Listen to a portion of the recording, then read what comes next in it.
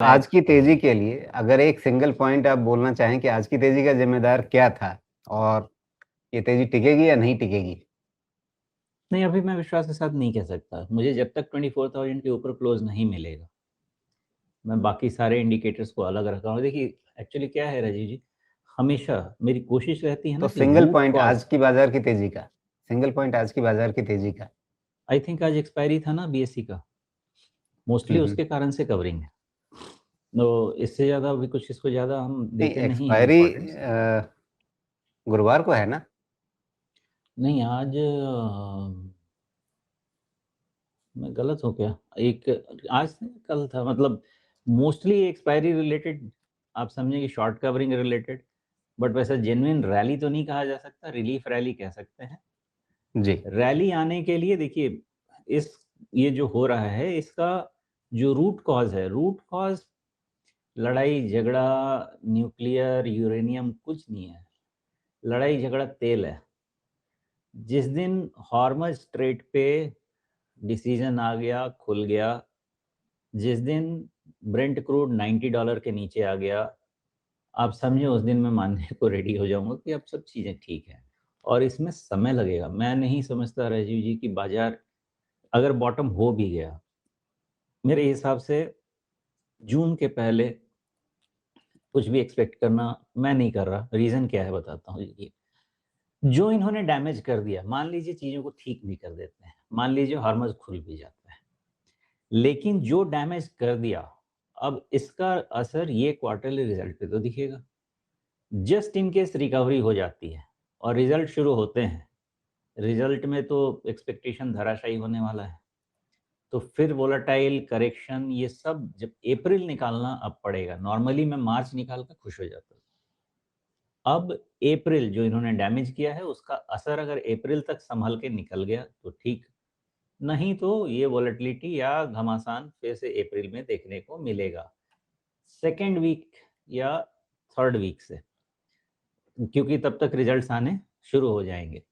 तो second week के and के टुवर्ड्स या थर्ड वीक उधर से, वहाँ से फिर हो सकता है कि ऐसा ही देखने को मिले।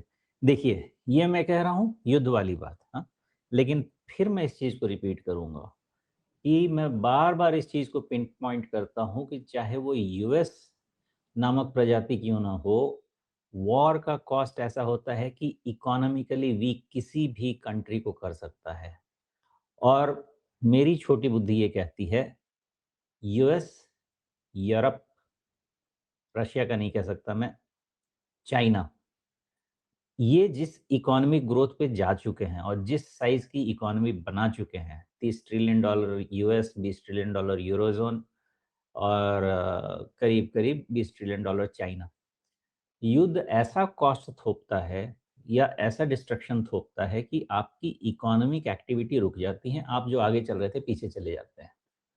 मुझे नहीं लगता कि ये 3 बड़ी इकोनॉमीज़ ऐसा कोई भी काम करेंगी, जिससे इनका इकोनॉमिक ग्रोथ स्टॉल हो जाए, क्योंकि एक का ग्रोथ स्टॉल हुआ, दूसरा आगे निकल जाएगा और ये बिल्कुल कोई नहीं चाहेगा। यूएस नहीं चाहेगा कि इसका ग्रोथ स्टॉल हो और चाइना आगे निकल जाए, ना ही यूरोप। हालाँकि यूरोप तो फिर भी साधु संत हो गए हैं। तो मेरी एनालिसिस जिस जड़ को लेके मैं करता हूँ, वो जड़ जब तक नहीं हिलती, मैं चेंज नहीं करता। अब यहाँ पे मैं अभी भी इस चीज़ को रिपीट करूँगा, अगला फ़ाइनेंशियल में पैसा बनेगा, क्योंकि ये डोनाल्ड ट्रम्प को थका रहा है। उनको कॉस्ट का असर पड़ रहा है। $40 ट्रिलियन का डेट हो जाएगा मेरे हिसाब से फ़ाइनेंशियल ईयर खत्म होते-होते। नहीं भी हुआ तो एक आधा क्वार्टर में $40 ट्रिलियन का डेट हो जाएगा, $30 ट्रिलियन की इकोनॉमी है ना? तो समझ लीजिए कि 30% ज़्यादा डेट लेके वो घूम रहे हैं अपने सिर पे। तो कहीं न कहीं इकोनॉमिक एक्टिविटी का रीस्टार्ट होगा।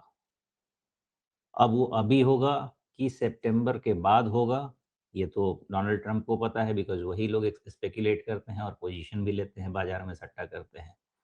मेरा ये मानना है कि ये अनसर्टेनिटी खत्म तभी माना जाए जब हॉर्मज़ स्ट्रेट खुल जाए और ऑयल जितना फ्लो रुका हुआ है उतने तेज़ी के फ्लो के से आए, क्योंकि ऑयल में डिमांड कहीं नहीं बढ़ रहा है, सप्लाई रुकी हुई है।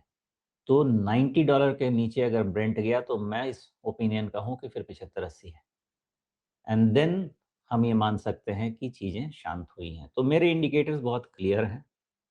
पॉइंट नंबर 1, मुझे हॉर्मज स्ट्रेट का स्थिति देखना है। पॉइंट नंबर 2, ब्रेंट क्रूड $90 के नीचे चाहिए।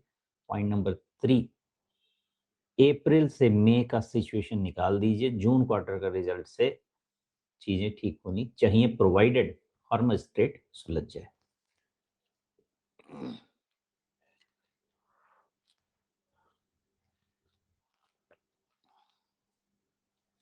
आप म्यूट पे हैं राजीव जी।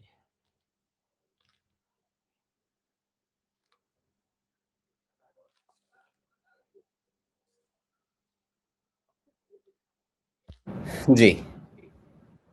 तो ये कह रहा हूँ कि इस समय सारा कुछ निर्भर करता है कच्चे तेल की चाल पे, और वो निर्भर करता है हॉर्मुज़ के खुलने बंद होने पर, और उसका खुलना बंद होना निर्भर करता है डोनाल्ड ट्रंप और ईरान में जो भी निर्णय लेने वाले लोग बचे हैं उन पर।